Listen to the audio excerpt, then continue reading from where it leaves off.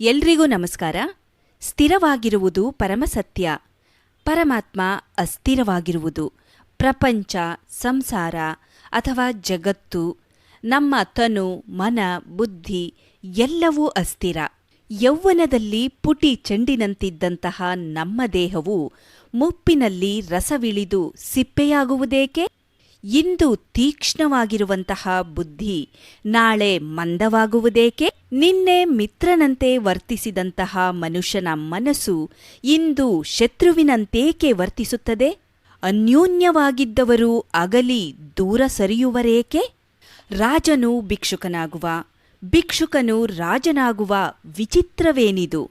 ಜೀವನ ಜೋಕಾಲಿಯಲ್ಲಿ ಕುಳಿತವನು ಮೇಲೆ ಕೆಳಗೆ ಹೀಗೆ ಓಡಾಡುತ್ತಲೇ ಇರಬೇಕು.